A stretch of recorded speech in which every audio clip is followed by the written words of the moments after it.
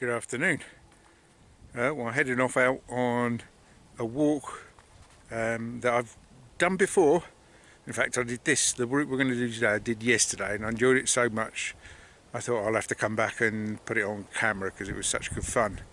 But I've actually done it 3 or 4 years ago, and it was probably one of the first videos that I did. Well, no, it was the first walking video that I did, and but I did it in the other direction, so it's roughly circular.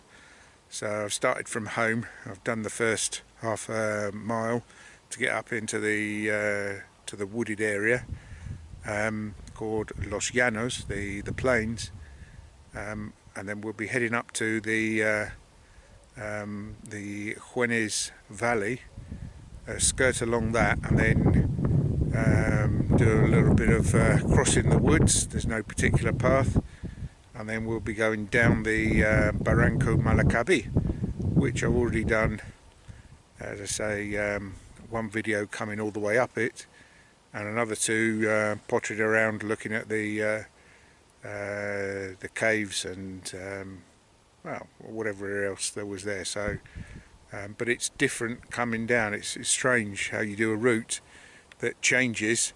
When you go back the other way, you see lots of different things. So that's what I'm going to be doing this afternoon.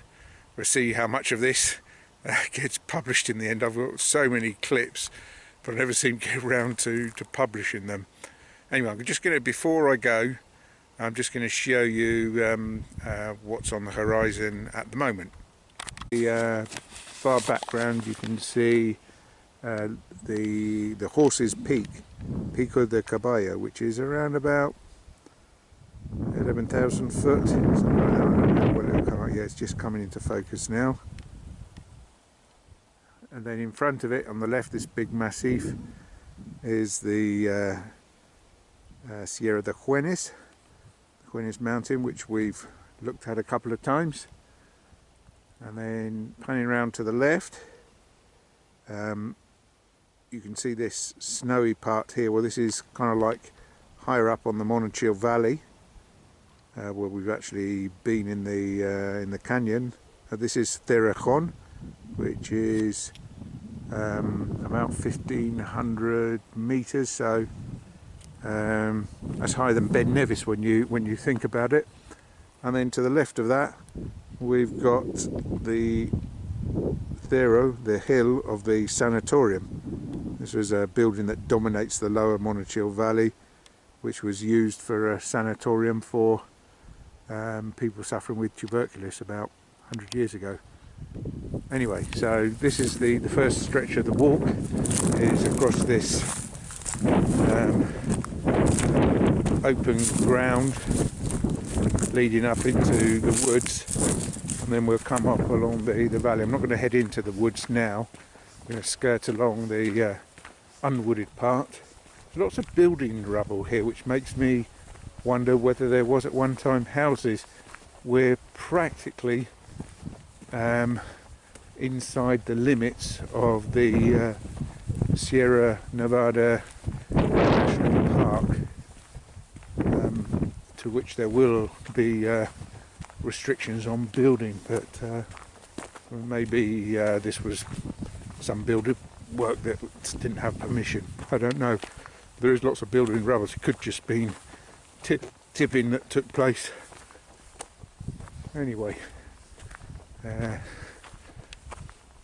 think my path goes along here. I'll bring you back as things evolve. So this is middle of January, 13th of January,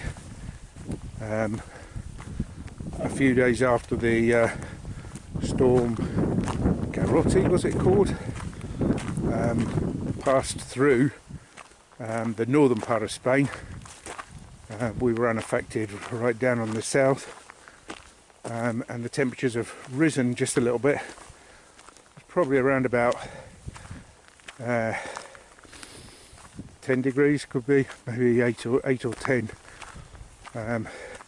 and the forecast is for another cold spell with rain down at our level and snow a little bit higher up, and the weatherman forecasts it down to this level. Whether it will be, they always do, but it never seems to turn out like that. But anyway, it's a break between the very cold spell where I couldn't really get out and a new one on the horizon, so taking advantage, get out in the open air. So this is perhaps the hardest stretch that we've just done here. Fairly gentle-ish rise over half a mile or so, or a mile in total maybe it'll be, and then it's relatively plain sailing. The landscape here is gorse bushes by the looks of things, all kinds of plants, and we enter into this small part of Monachil. I don't know, maybe there could be about 20 houses here, and you're really right on the edge of the natural park here. So we're now back up onto open land again, and having passed through the little group of houses, and we're just entering right by the woods and have a look at the Juenes Valley. I know I filmed here, but I'm not sure whether I published anything. Probably haven't from this angle. May well have seen it from the other side of the valley. So we're almost at the edge of the Juenes Valley, and I'll just give you another pan round to show you what's here.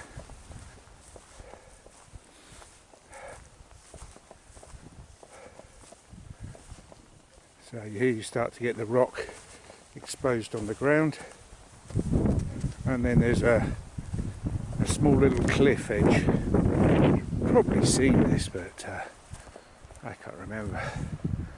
And you get a wonderful sight of all of these trees that are just clinging on for life. In the background, that's the range known as Los Alayos, which is where we went to see the waterfall, fording the river Dila. This one here is the Sierra de Juenes, which we did earlier in the year. We walked all the way along this side and then looped around behind it. Here we've got Cerrejón, she's on my bucket list to do again. Sierra de Sanitario, and here, for those who are interested in the Vuelta, is the route up to El Purche, which often appears on the Vuelta, the Spanish cycle ride. Now, just behind that is where I was before Christmas, messing around a little bit on the snow. And down below here, we should be able to make out, there we go, the acequia that is born, well, somewhere behind there. Anyway, we're going to walk along the edge for a while and then disappear into the woods. So this is a favourite walk of mine. I never cease to tire of it. The views here are, well, they're wonderful, and it's lots of interesting geological features. This time of year you can gaze up to the high mountains covered in snow, and the semi-high ones, plenty of snow. Aren't too many people around at any time of year really. This is perhaps the more popular part, but you can carry on walking and walking and walking here until you drop down. We'll be coming up shortly to a viewpoint. We'll have a quick stop for some water there, and I'll show you the of the valley.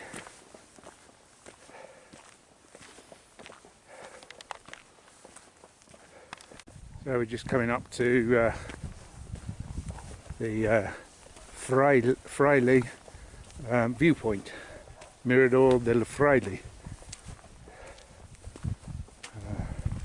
Tells you what everything is, but I can do that myself, thank you.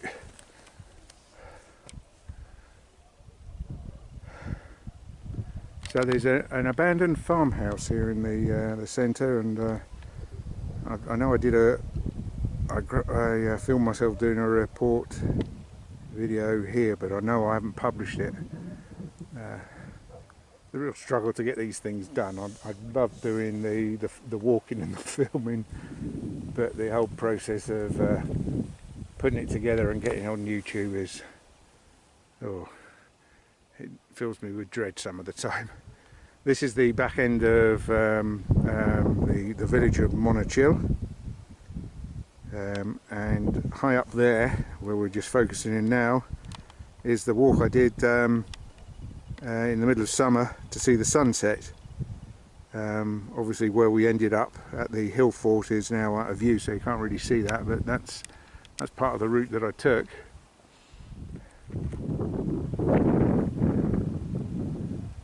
You'll often see sheep and goats being herded round. And I had luck the last time I came up here doing some videoing, so I have got footage. Whether I'll ever get around to publishing it's another matter. So what am I going to do? Do I go up to the viewpoint, the other viewpoint, and then go through the woods, or do I take the forest track? You know what I'm going to do? I'm going to, as I've taken the camera, I'm going to go up to the other viewpoint and then we'll disappear off into the woods, I think, like I did yesterday. So at one time there were wolves in this part of the country. In other parts they're still about, but probably kept well in check. But they were here, and opposite either at this barranco here, it's written into legend, Barranco de los Lobos, the Wolves Barranco. I believe it's that one there. The valley side here is very interesting. It's got this very steep escarpment, and the last 30-40 foot is kind of like sheer cliff. It's quite it gives it a really interesting aspect. Quite why it should be formed like that, I don't know, but it's certainly interesting. There is a stream that runs down in the base of the valley. It's rarely anything more than a little trickle, but it just shows that there is some water around, and it's normally quite green here as well, from, you know, given where we are in Europe, so far south. Quite a lot of trees, holm oaks, olives, poplars as well, probably in the valley. Anyway, I'm going to crack on, and I'll bring you back when we're at the viewpoint, or as we approach it. So there's some interesting clouds forming over Pico de Caballo. Just focusing a little. They've got unusual tails.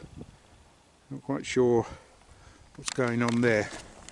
It's honestly not a bad place here for cloud spotting, and I'm lucky because my little office window looks up towards these mountains, so I'm often having a look out, and there's been some excellent displays of lenticular clouds.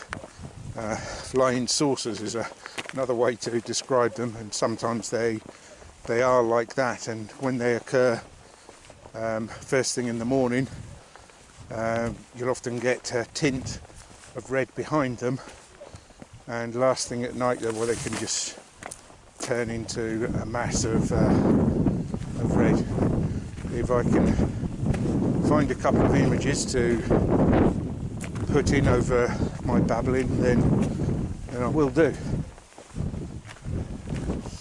You can see the acequia snaking away down there. Maybe one day I'll go and follow that for a while. It's just a little bit tricky getting down to the actual first part. Then it's actually plain sailing.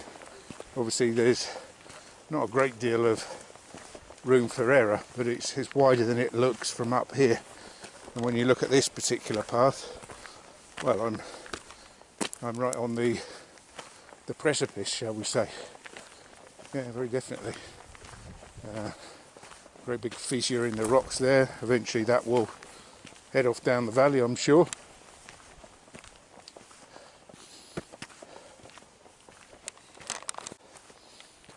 So one of the nice parts of walking along here is you'll brush into some of the little bushes of herbs, rosemary, thyme, and if you catch it just right, you get a lovely scent heading up. Just look how these trees are kind of like just growing out of little cracks that are on the side. And I suppose it's partly their action that causes the cliffs to break. Look at this one here. See how it's growing out practically horizontal.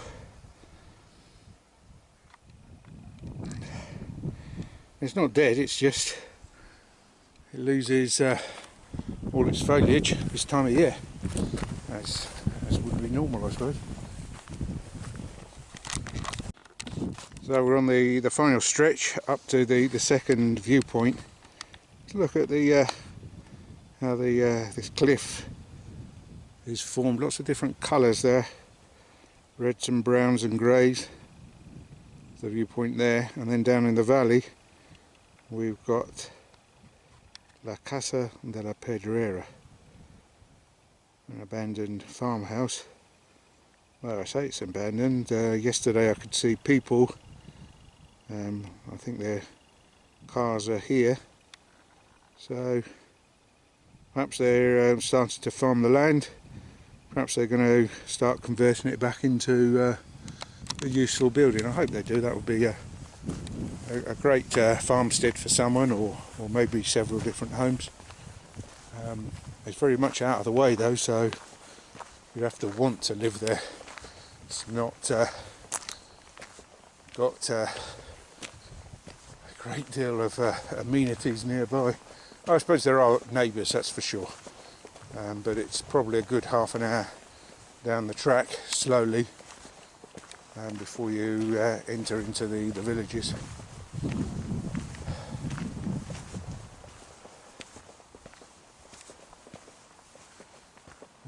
This tree is on its way out. It's been dry for some time now, so that'll last as long as its roots can hold on to it, but it's dead. It is an X tree. We will see a few more X trees on the way back, so we're going to get a nice shot of the cliff here.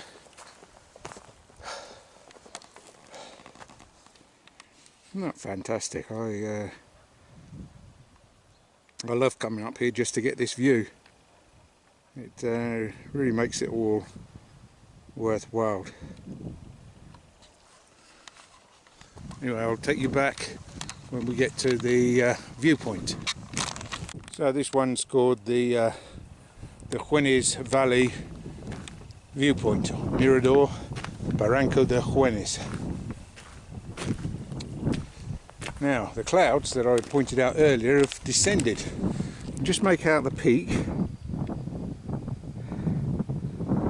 but the clouds have descended upon it. That's interesting. There it is. Pico de Caballo.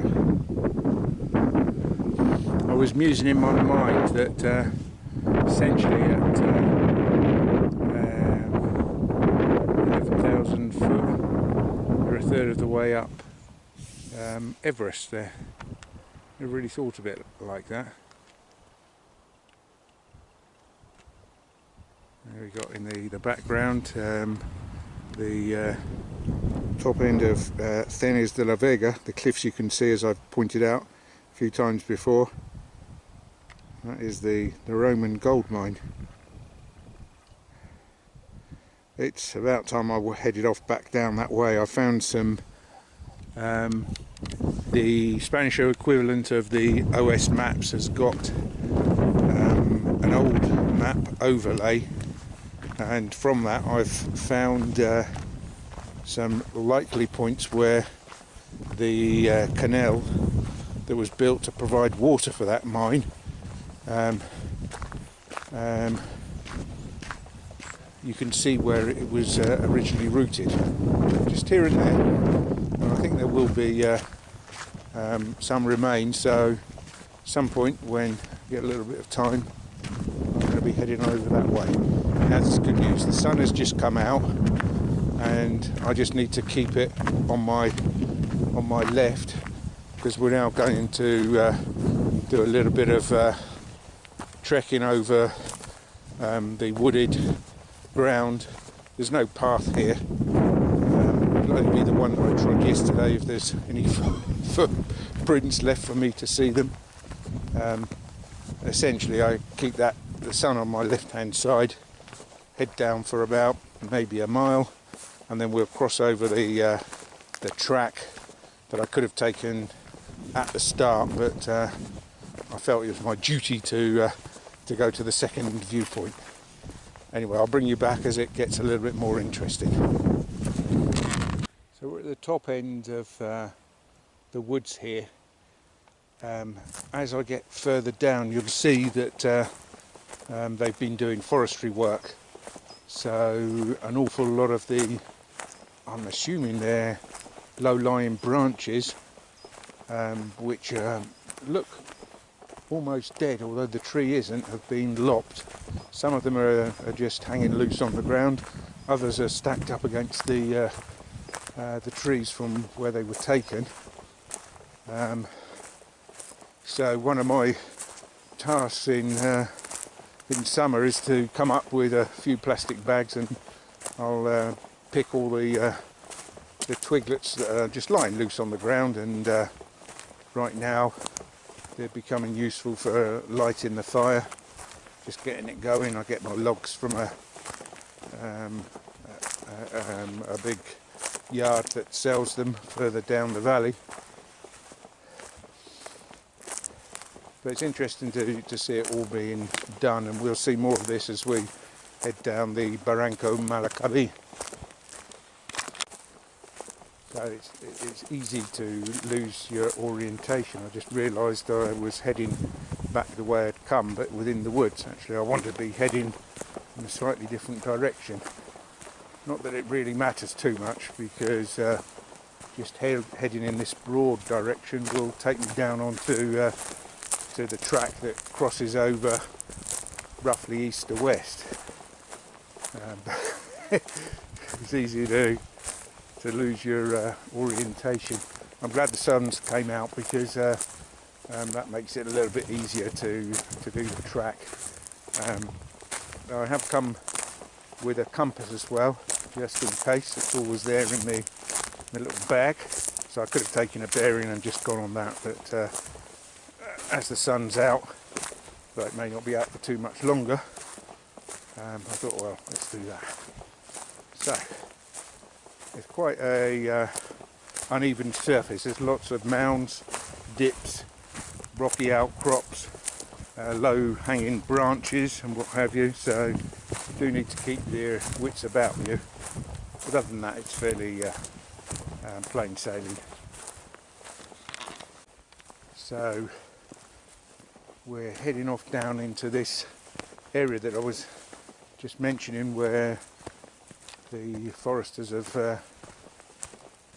been lopping trees, and you can see all these branches. Some of them are still, healthy trees, lots of green on them, so quite why they've done that. I can't see any stumps, so I'm assuming they've all been, well there you go, there is, I tell a lie, that one been thinned out.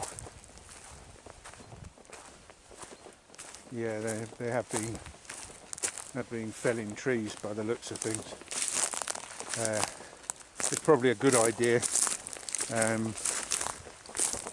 Last summer I don't think was quite so bad as the summer before, but the last thing I'd want is to have this as a burnt out remains of what once was. So one assumes they'll be coming back to take the remains. There's a good portion has been felled here, that's for sure. Reasonably mature piece of forest as well. You can just see the track that I will be taking in a minute on the horizon. And I said to myself yesterday, I must come back with a couple of bags. I clearly forgot.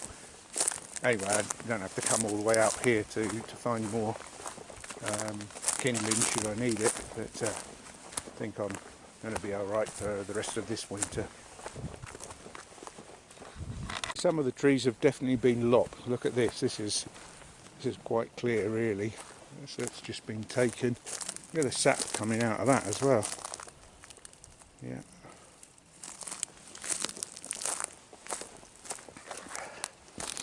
Normally, when I go and buy my wood, I have a great big bag of pine cones. And they're brilliant for fire, starting the fire. A couple of those in, a little bit of paper, some kindling on top, and it just goes whoosh. Blimey, I'm not hemmed in here. How the hell am I going to get out for over here, I think. So yeah, a bit of a change of landscape. So this is where I made my exit yesterday, more or less the same route. Then we head on onto a forest track. Quite transferable for cars, so you need to, well, you'll hear them anyway, but I don't think I've really seen anyone out today. I don't think I've seen anyone. I'm sure we will. But, so we're now on to the track. Ah, there you go. There's a couple of people walking up in the distance. I'll start again once we get to the Barranco de Malacabi. There's a signpost indicating the rules around the forestry work that's taking place here. There's another path disappearing over there which I haven't seen before, but my route's down here across this little dog leg even, and we're just coming up to well, part of the Barranco Malacabi. It's, to be honest with you, starting to peter out at this point. I have followed it for a short distance further up, but it started to get a little bit too rocky and overgrown to really enjoy it. But anyway, this is where we are. The road or the track fords it, although it's completely dry, as you can see, and then disappears off down here. We'll join it right now. I think it's easier to get down from here than it is later. So we're on the start of the well, we're in the Barranco, and we're going to head downriver, downstream, until we get to my neighbourhood, El Barrio de la Vega, the Monachil, and then we'll have to climb out. That's a fun part. But anyway, this is what I really wanted to show you. From here onwards, it becomes, I think it's really very beautiful and almost untouched as well. I'll bring you back on just as we enter into it a little bit more. I mean, there's a well-worn path here with lots of cycle tracks. It looks like it's been used extensively for mountain bikers rather than people hiking it. But I think if you walk it, you tend to appreciate it far more. I said there was no one, but there's two people just heading off down the hillside. I hope they're not going to be going on the same route. Well, I hope they are.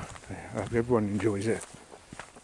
But so we're just starting to enter into it now.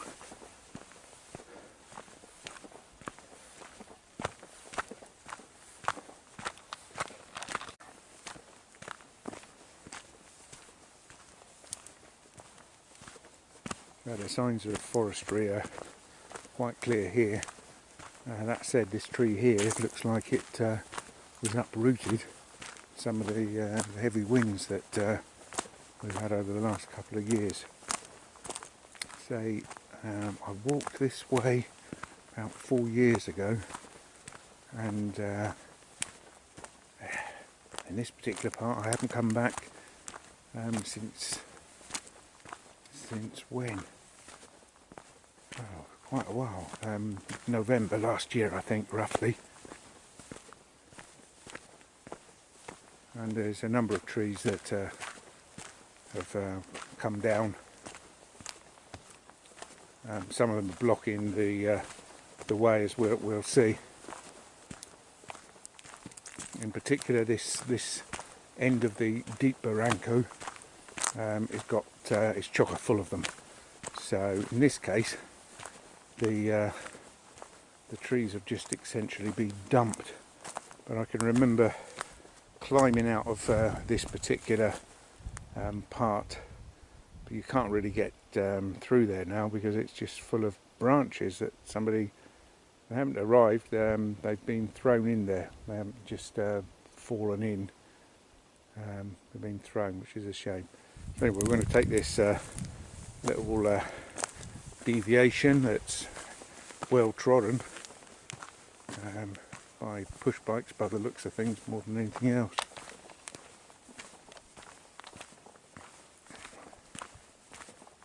So here we can come back into the deeper part of the barranco, and as you can see, it's quite a canyon at this point.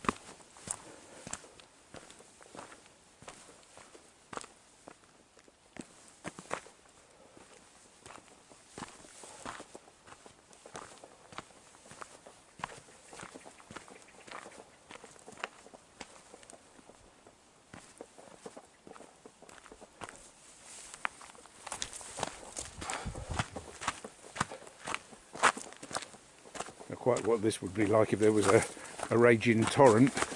Not a great place to be, I would have thought. And then you can see higher up you've got the cliffs, which when you're climbing up here you don't see in the same way. So I did this walk yesterday, and I thought, I really should have brought the camera with me, and I didn't think to do it.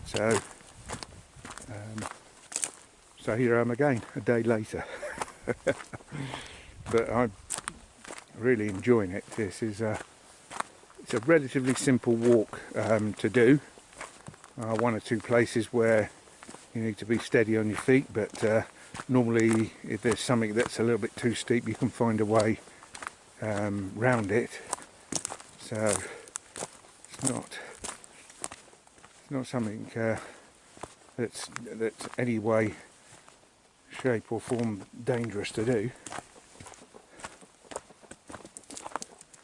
This is just wonderful. You're sort of like in this hidden from the rest of the world. You've even got new growth, natural new growth trees in the barranco here. Look at these that are just springing up from nowhere. Perhaps that just shows you how untouched this area is.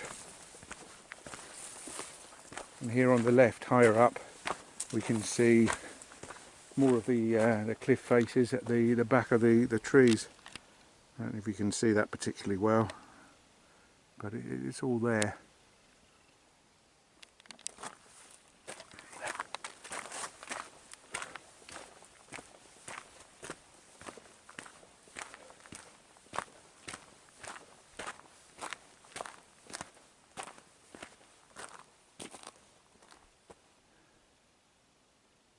Absolutely silent here.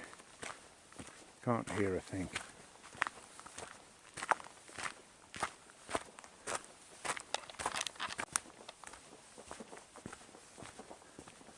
So we seem to be narrowing on this side anyway.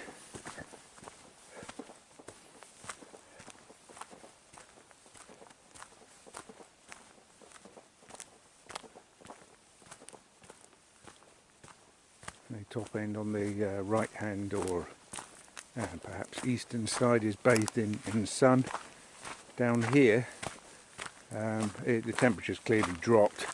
There's no wind and it's quite comfortable, and if you've been stretching your legs like I have, then you'll be plenty warm. In fact, I've just taken the cap off because I was too hot.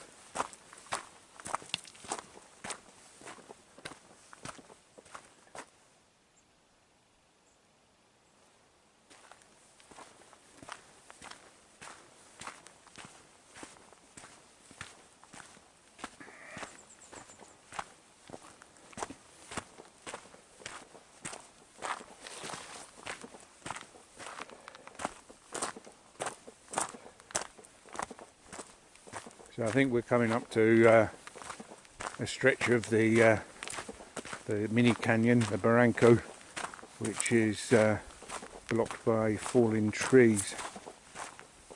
I seem to recall having to go up here, the little narrow track that's on the directly ahead. Or am I remembering badly? I'm remembering badly. You can go there, but this is actually free. This is where we want to go. That's what I did yesterday. I went up there thinking the trees that I could see on the horizon were blocking the barranco, but they're not.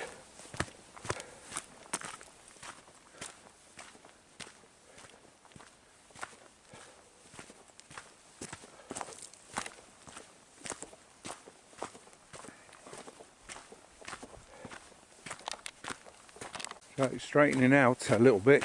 It's still got a few more wiggles to delight us as we come further down, but I think that narrowness is we've passed that by now, as far as I recall.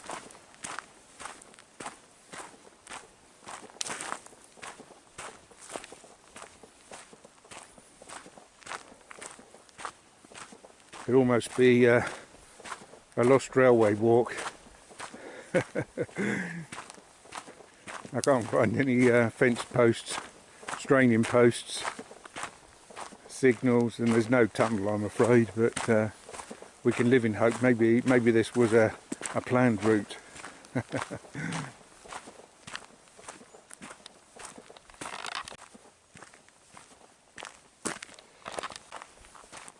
So here we got a blockage. These they haven't been felled, these have just fallen because they've dried out and the roots lost strength, and the wind's taken it. Anyway, it's an easy deviation to come round and continue.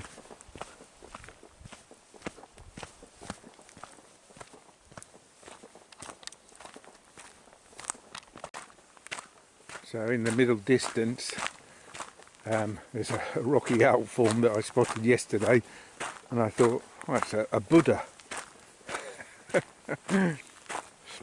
I'll show you it from where I saw it yesterday, and it, I don't know, maybe I'm seeing things, but it looked like a Buddha to me.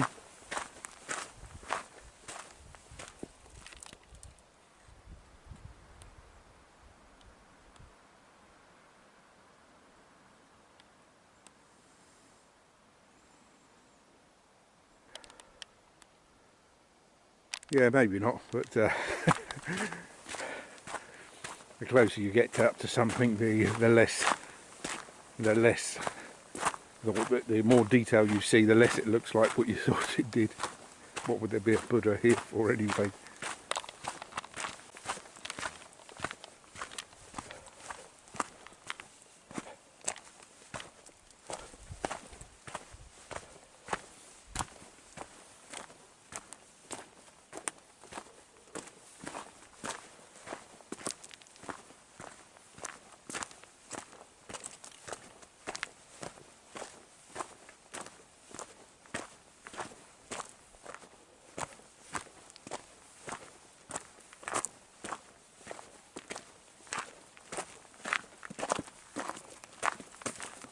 You've got some interesting rock formations at the top again. Very interesting. I suppose one day I ought to go and border these. Maybe on another time.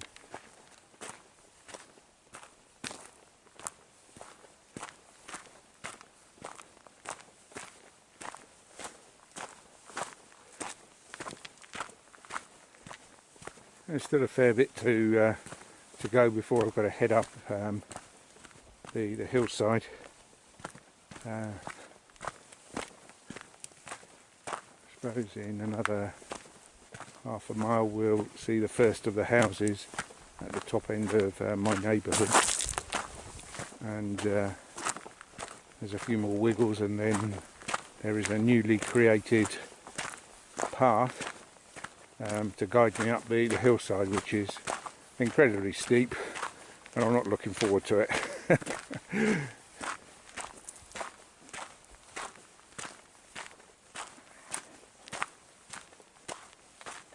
So maybe in just a little bit further we'll get a sneak view of Granada in the distance. If I was able to hold the camera steady, we could see the Alhambra Palace, but only very briefly. You don't really see a great deal of it from this direction. Roughly looking north, you have to go to the other side of the city to do so. I'm sure one day I'll go and do some of that. It's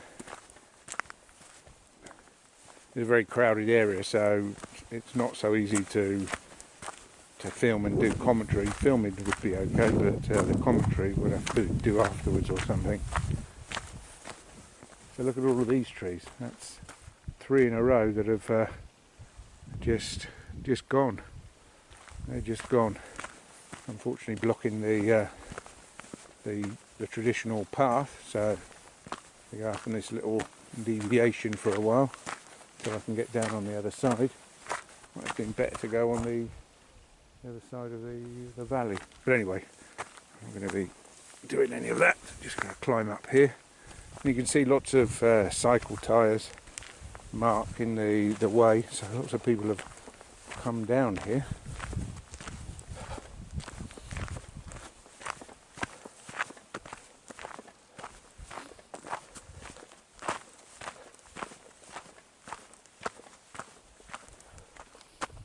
It's opened up on the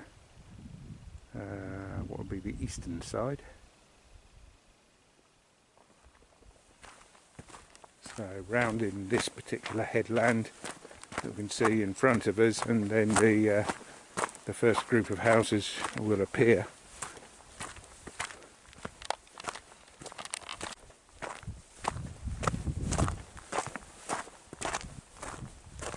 Some interesting rock formations here. Look how the underside of this rocky outcrop has almost formed a cave.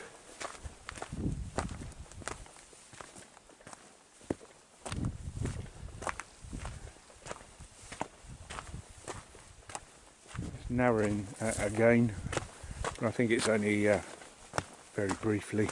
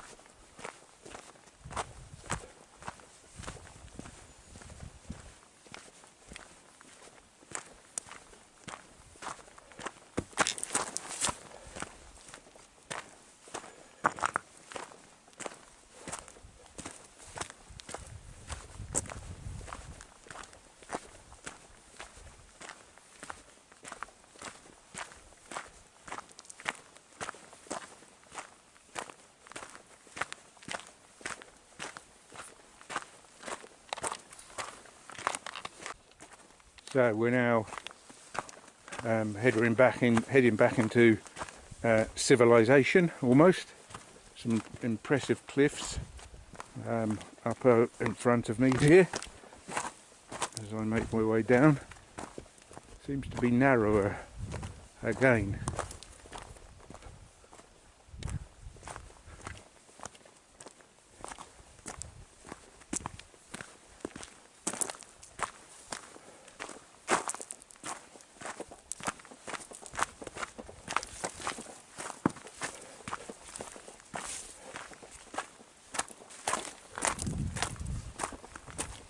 There's a new growth tree there, but how long's that taken to get to that size? Quite a few years, I would have thought.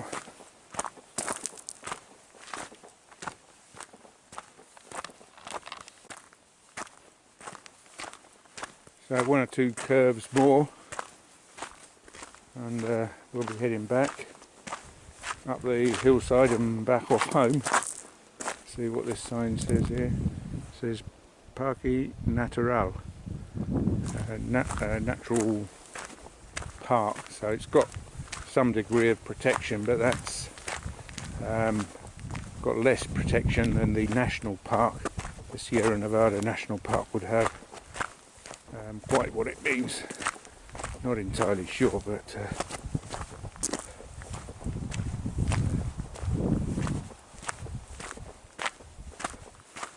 so on my right, as I come around this corner, we'll be able to see them better, but there's a whole row of houses that are essentially just perched on the valley side.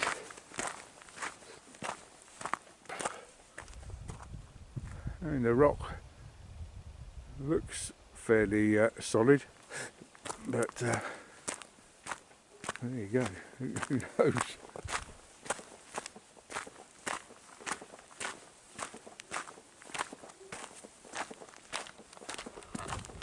I was just saying, as the battery ran out, the pathway does lead up right to the top of that chasm just below the houses. It was a little bit hairy, shall we say. Anyway, we're coming towards the last couple of bends in the pathway, and it's all uphill.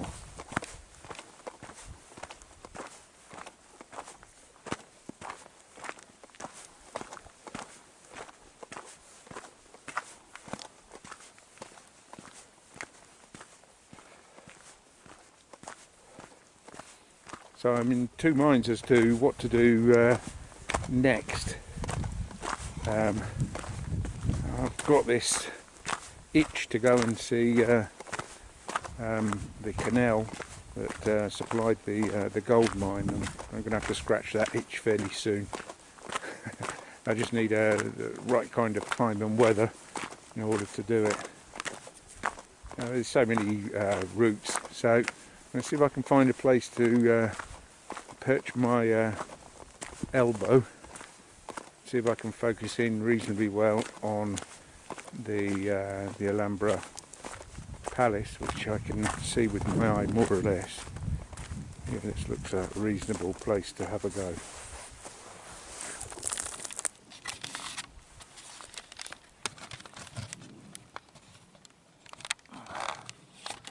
So let's focus in.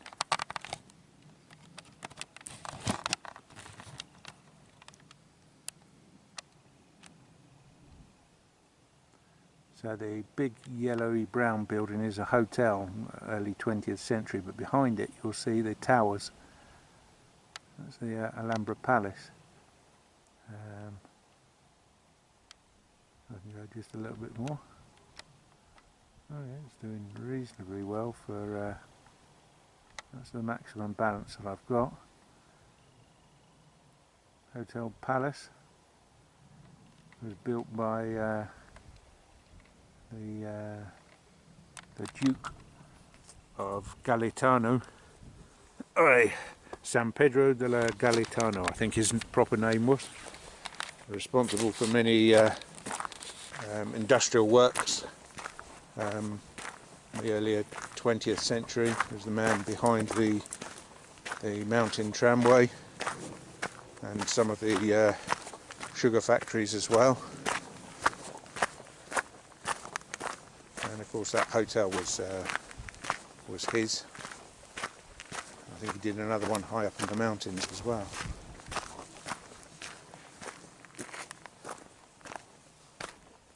So essentially this is what I've got to climb now. It's quite steep really. I'll bring you back in a minute. So it's not too steep. Stop complaining. Someone very kindly, I don't know whether it is an individual or maybe a council initiative, has put some stones on the ground to guide you up. It's not a long section. It's not particularly high, it's just very, very steep. So this is the, well, it's not the end of the barranco. The barranco continues down. Those that you have watched some of my other videos will start to recognise the rock shapes that are looming up in front of us. But we're not going there. We're going to be heading up the hill or the valley side here back home before it's dark. So I said, some kind soul, I put stone markers, and here are my stone markers. So what's this? This is a good 30 degrees easily. Good bit of exercise. Stop moving.